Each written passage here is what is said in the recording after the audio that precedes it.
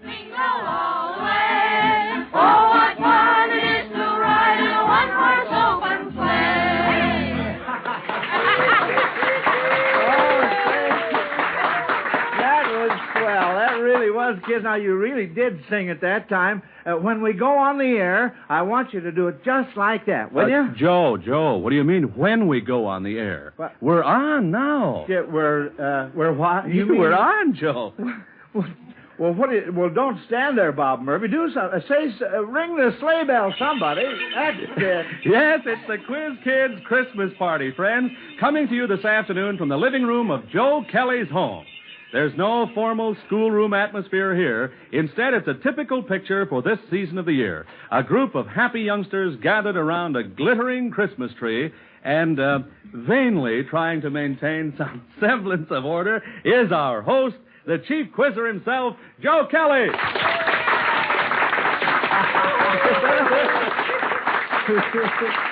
Well, thank you, Bob, and hello, everyone. Welcome to the Quiz Kids Christmas party. We've invited some of the children here in the neighborhood to our party, and we have a few grown-up friends here, too. In fact, I wouldn't be at all surprised if the walls of the Kelly home aren't bulging quite a bit. But I agree with the youngsters. When it comes to a party, the more the merrier. You know, the children in our Quiz Kids classroom last Sunday offered to come out and help Mrs. Kelly and me trim our Christmas tree. So I took them up on the offer, and, well, kids, I want to say right now, you've done a wonderful job. The tree looks beautiful. And say, I understand you quiz kids have worked up a Christmas program as sort of a surprise for teacher. Now, I don't know what kind of a program it is, but I certainly am anxious to hear it. And I know all our friends out there listening are, too. But first, just to keep in practice, let's have a few questions.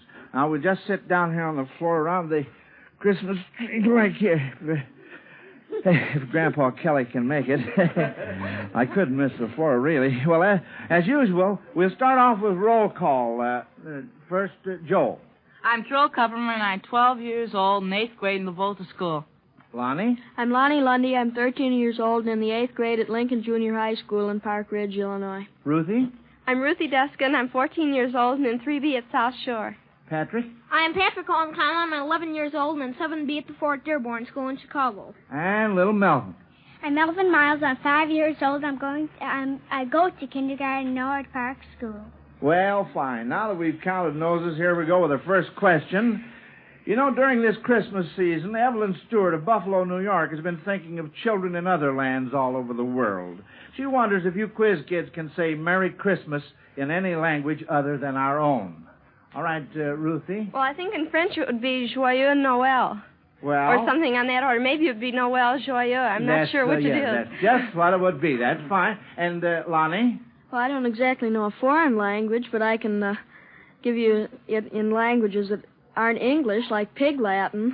Pig Latin? Well, all right. How do you say Merry Christmas? May Isthmus Cray. That's good. Or else an Ide language. That's Myber, Ibe, Cribus, Bibus. Oh, that's just dandy, yes. Uh-huh. And little Melvin has his hand up. Well, all right, Melvin. I was going to say the same thing. I could say two, so seeing as when Lonnie said it in Pig Latin, I could say it in Polish. Oh, in Polish? Well, all right. Let's hear Merry Christmas. It's Wesołe Świąt. Well, what do you know about that? That's fine.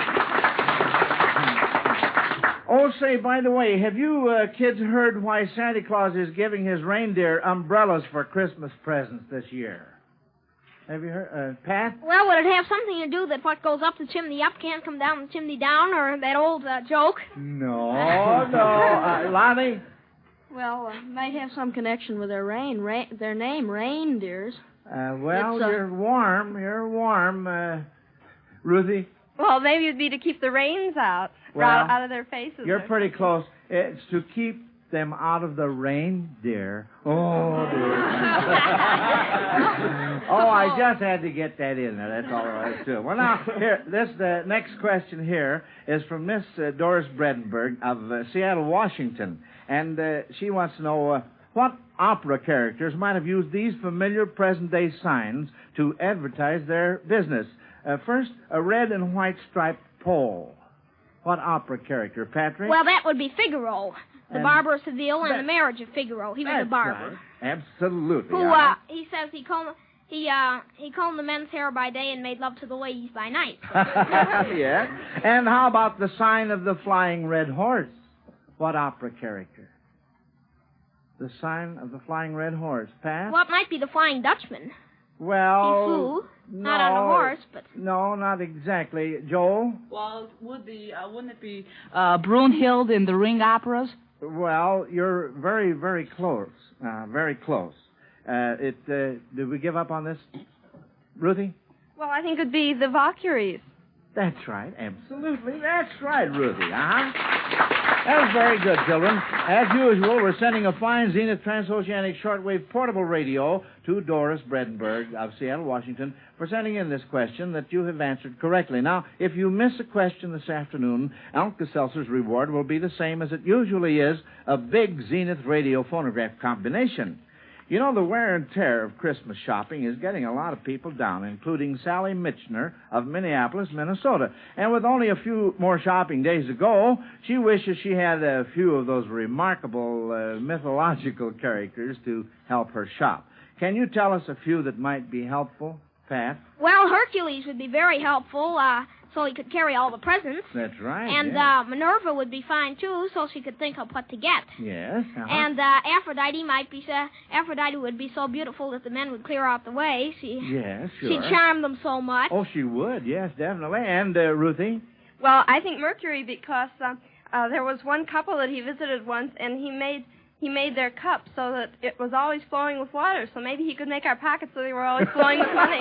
Which would be wonderful, especially around Christmas time, wouldn't it? And Joel? Well, Argus, because he had 100 eyes, and there's a lot of things that want to get it. And also Mercury again, because he could fly, and there'd be no trouble about transportation, because you just could fly over the heads of the crowd. That's true. And Lonnie? Well, I was going to say somewhat what Joel was saying. Perhaps Phaeton, he drove the chariot of the sun. That would provide transportation. And also Cupid would make the clerks real friendly and everything, possibly. He certainly would, and wouldn't also Atlas, if he held up the world, he could also hold up a few Christmas packages. That he could. And Melvin?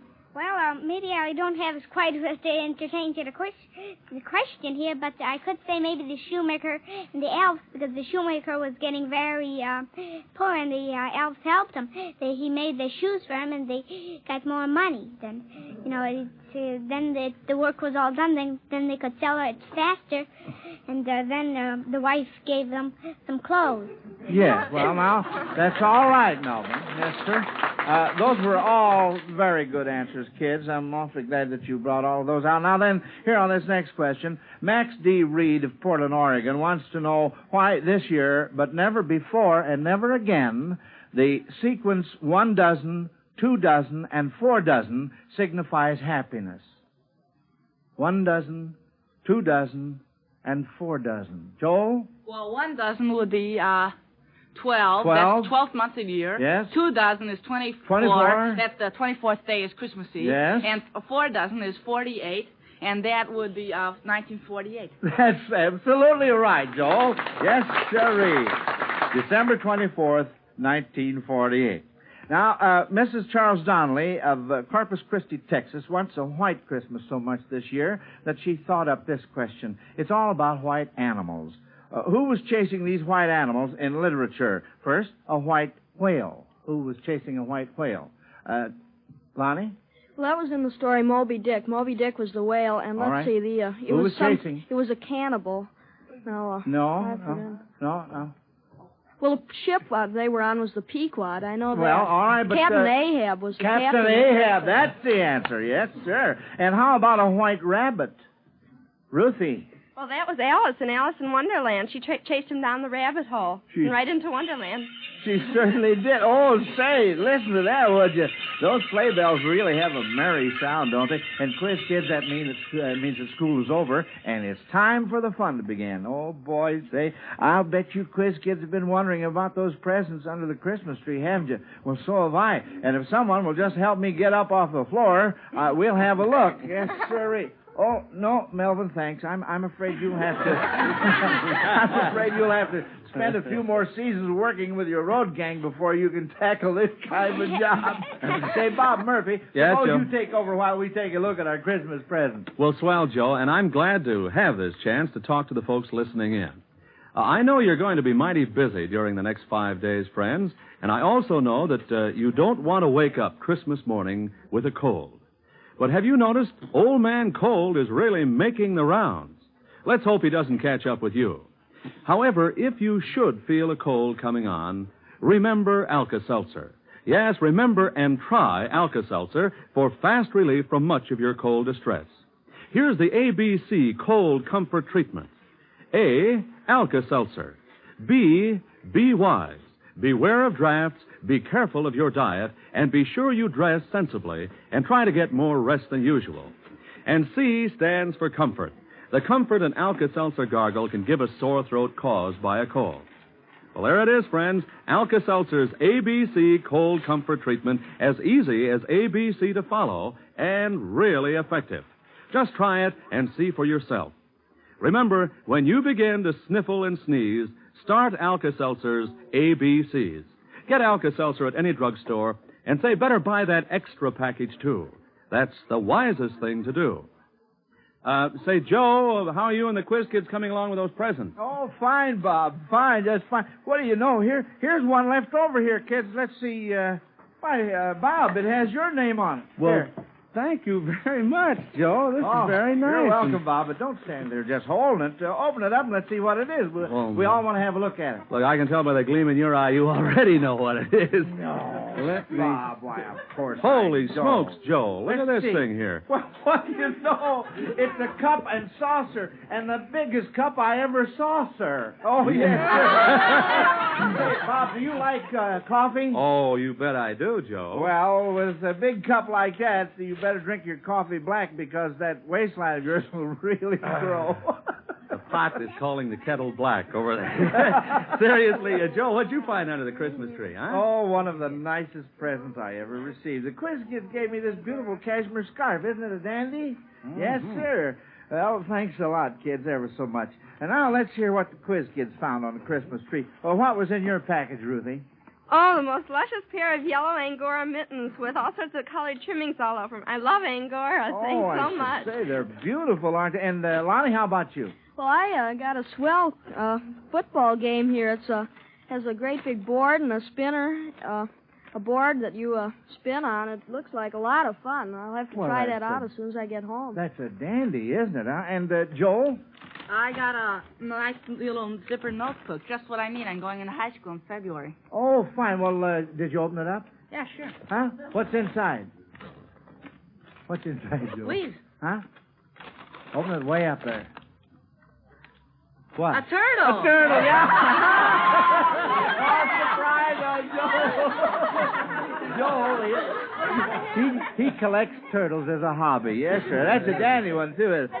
Well, how about you, Patrick? Well, I think I got the best of all. It's an album of Decca Records with A Christmas Carol by Charles Dickens and Ronald Colman as Scrooge. And I'm going to try that out as soon as I get home, but I'm sure it'll be very fine. good. Well, say, that's wonderful. And Melvin, how about you? What did you get, son? I got a moldy set here. Get out. The thing that I've been always wanting, my mother just bought that for a gift, and she said I'm too little, but I think I could work them anyway. Oh, I'm sure you could. Yes, sir. Well, it doesn't take a mind reader to tell that you're all pleased with your presents. But I know that you quiz kids have experienced the real meaning of Christmas this year by playing Santa Claus to a lot of youngsters who are not as fortunate as you are. Yes, and you've been generous, Santa Claus, too. You see, friends, the quiz kids learned about the youngsters on the Navajo Indian Reservation, 150 miles back in the desert near Shiprock, New Mexico. Now, these youngsters belong to families who missed out on the relief work done for Navajos in the last year. So all the quiz kids who have ever been on our program decided to make this Christmas a very, very merry one for these little Indian kids. They have sent a shipment of over 500 new and reconditioned toys, a really wonderful collection of toys, beautiful dolls, books, wind-up trains, musical instruments, a high chair, a doll's house. In fact, just about everything that children everywhere like to have. along with the toys, which are being distributed by the doctor in charge of the hospital in Shiprock, the Zenith Radio Corporation has donated one of their big radio phonograph combinations for the hospital there. Wasn't that nice? So we can say Merry Christmas to our little Navajo Indian friends out there on the desert in New Mexico and know that they are going to have just that. Now then, Quiz Kids, I think I've waited long enough for this surprise present you have for me, this program you've planned. I guess it's going to be a lot like the Christmas stocking hanging over the fireplace. You don't know what's in it until you look, and believe me, I'm ready to take a peek right now. Ruthie, suppose you start us off. Well, I've written a little poem. I suppose it'd be more appropriate a few hours from now, but I'm going to read it now anyway. All right, it's a parody on the night before Christmas called A Visit from the Quiz Kids. 'Twas the week before Christmas at Joe Kelly's house, and the Quiz Kids were gay as a waltz theme by Strauss. Our genial host, the chief quizzer himself, was dressed all in red like that dear Christmas elf. Soon from the piano there issued a chord that sounded like cranking a Model T Ford. Oblivious, Lonnie continued to play, while Pat's Irish tenor went trilling away. Joel, sampling each cookie and sweet, interrupted the music with, "When do we eat?" And wee little Melvin, in his best bib and tucker, stood licking the last of his old all-year-sucker, while I, looking on with envious eyes, wondered if pretzels would increase my size. Yes, the Kellys, the Quiz Kids, our parents and staff had a wonderful party with many a laugh. But poor Mrs. Kelly was thankful, I fear, that the Quiz Kids, like Christmas, come but once a year. Oh, that was dandy, Ruthie. That was fun. It certainly was. Now, little Patrick here has worked up some sort of a mysterious skit, so I'm going to turn the program over to you, Pat. You tell us what you have, will you? Well, I've written a play, and it's called A Present for Santa Claus. In collaboration with the other Quiz Kids, we have worked up parts, and here is the cast. Santa will be played by Melvin Miles. Twinkle, a chubby elf, played by Bob Murphy. Snowball, the chief helper of Santa, played by Joel Kupperman. Elmer, another chubby elf, played by Joe Kelly. Mr. Baker, played by Ruthie Duskin. Mrs. Baker. Oh, yeah. Mrs. Baker, played by Ruthie Duskin. Mr. Baker, played by Pat Conlon. And Billy Baker, played by Lonnie Lundy. Scene 1, Santa Claus's workshop, 2 days before Christmas. Now, hurry, hurry. Work, work. There's time for play, but let's not shirk. Let's not do our work by half. When we're through, we'll dance and laugh. Well, we elves get to have some fun, but poor old Santa Claus, all he gets is orders and more orders. He never gets paid for his services. He says his reward is like seeing boys and girls made happy, and I think he deserves something more than that. Well, I think you're right, pal. I mean, elf, that is. Oh, here comes Santa now. Ho, ho, ho, what's this I hear about old Saint Nick at Christmas time? Joy does the trick. Old Santa never need complain. What goes Okay, Yule time. Oh, yeah. Let love reign. Don't leave me hanging on the end. That's all very well now, Santa. That's all very well now, Santa, but just look at your clothes. Look at those gloves. They're at least 50 years old. Oh, ho, ho, maybe they are a little old, but I'll make them last for another 25 years. Now get to work, Santa. Melvin.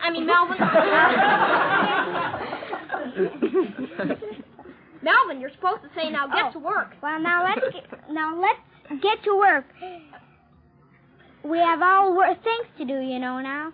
Scene 2, the same evening in the living room of the Baker home. Enter Mr. Baker. Anybody home? Dinner will be ready in a minute, dear. Oh, hello, Dad. Say, I wanted to ask you if I could have some more money to buy another Christmas present. Why, you've already borrowed quite a little over your usual allowance, Billy. I thought you'd bought all your presents. Well, not exactly. You see, well, I wanted to buy a present for Santa. What? A present for Santa? Well, now that's just silly. He doesn't get presents, he gives them. Well, I know, but gosh, I had an awfully funny dream last night, and I want to get Santa a pair of gloves. Please let me have the money. I'll pay you back. Honest, I will. Oh, all right. Now run along and wash your hands before dinner. A present for Santa. Indeed. What are you mumbling about? Billy wants to buy a pair of gloves for Santa. Imagine that. Scene 3. The Baker living room, late Christmas Eve. Santa steps down the chimney accompanied by Snowball. Oh, this is a pleasant room here. Now, let's see. Now, this here is, the Baker's living room. All right. All right, Snowball, pull out the baker's dozen. Ha, ha, ha. Santa, how can you still joke after all the hard work you've done tonight? I'm worried about you. Really, I am. Oh, dear, oh, dear. Oh, wish we'll get that work done quick. Why, look at this. A pair of gloves for Santa from Billy Baker? Why, some people are worried about the younger generation. I'm worried about the older generation. Now it's the next morning in the Baker home. Mr. and Mrs. Baker are picking up the gay wrappings left from the gifts. Billy did seem to enjoy his gifts, didn't he? Where is he now? Oh, he's getting all slicked up for church. He didn't seem to mind about Santa not taking those gloves. Oh, that was clever of you, dear, letting him put them here for Santa. Why, they're right here by the fireplace and... Well, I'll be switched. Look at these old moth-eaten gloves. Full of holes. Where did they come from? Why, I suppose Billy's playing a trick on us. But look at the size of them. Where did they come from? And look, am I seeing things? In the fireplace, in the ashes, footprints. A huge one and a tiny one going into the fireplace. This is ridiculous. We know all about Santa Claus. I'm not so sure of what I know.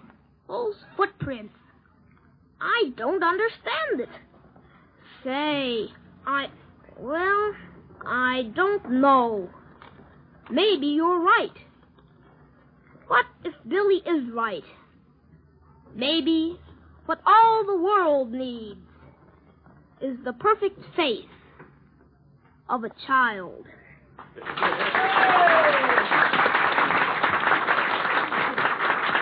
Hey, that was a humdinger. Yes, sirree, Patrick. Now, what's next round here? Well, Joe, you're next on the program. It says Joe Kelly. Oh, well, there's a little mistake there. That's a different Joe Kelly. Different Joe yes, Kelly? Yes, it's my little 11 weeks old grandson. Well, Joe is he here III. today, Joe? Is he here? Well, I should say so. And here he is right here. Well, come on, son. Say something to all the folks out there, all the other little babies. Yes, say something to them. Give a great big plug for Alka-Seltzer. Now, come on. After all, we're coast to coast on NBC. I knew he was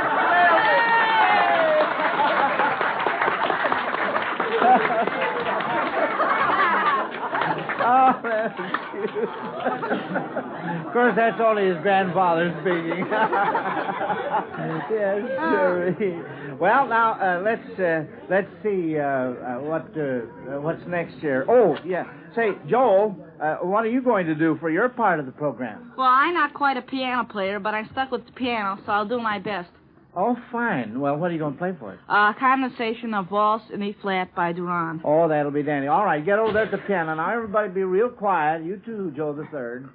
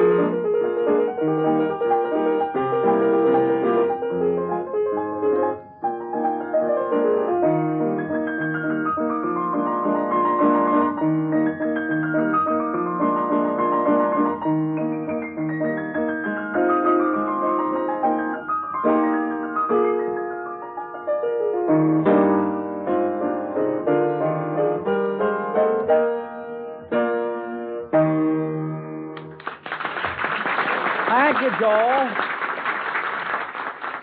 That was mighty fine. Now, Melvin, I wonder if you will tell us in your own words the story of the first Christmas. Would you do that for me? Sure, I will. I'd be glad to. All right. Once Joseph and Mary were traveling to a little town called Bethlehem. And Joseph walked and Mary rode a donkey. So Mary became pretty tired by that time, and so Joseph tried one hotel and another, but none of them had no room.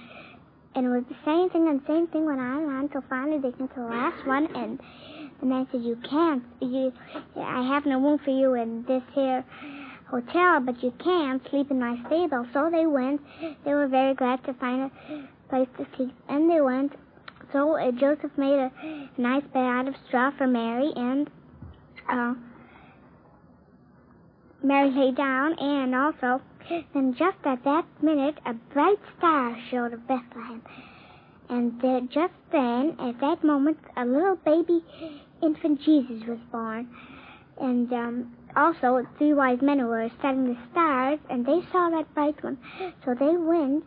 They said, could this be the star that we've been searching for? And could that be the star of Jesus? So they went and followed till it finally showed down.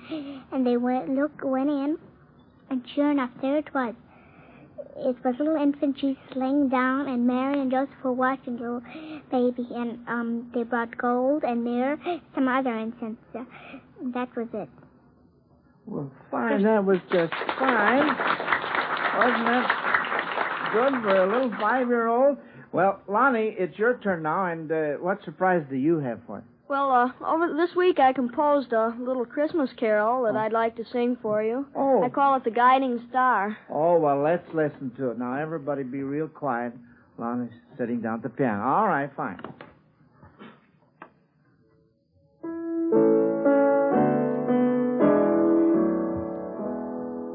The brilliant star of Bethlehem shone on that holy day, and guided wise men to the spot where the tiny baby lay. And angels came from heaven above, the tidings glad to sing, to shepherds who had gathered round to worship their new King. The joyous news that reached the world on that first Christmas day has spread throughout the entire earth to guide men on their way. When hope is low, man must but look to that bright star again, to have his faith reborn with peace on earth, goodwill toward men.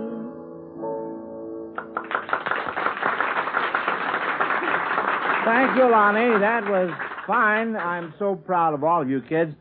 You know, folks, it's been a tradition on the Quiz Kids program to close our Christmas broadcast with a prayer. And right now, I'd like to ask little 5-year-old Melvin to lead us in a Christmas prayer. Dear God, we thank you for everything you have given us. And please take care of all the sick and hungry people all over the world. And dear God, please especially take care of the orphans, because they have no mother and daddy like we have.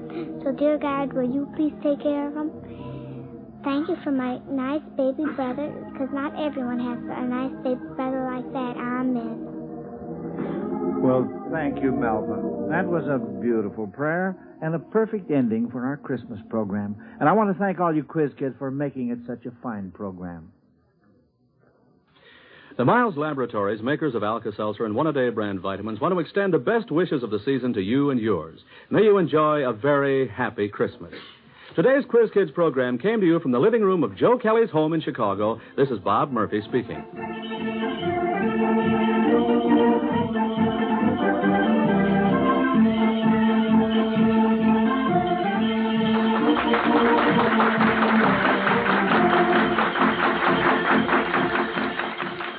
This is NBC, the national broadcasting company.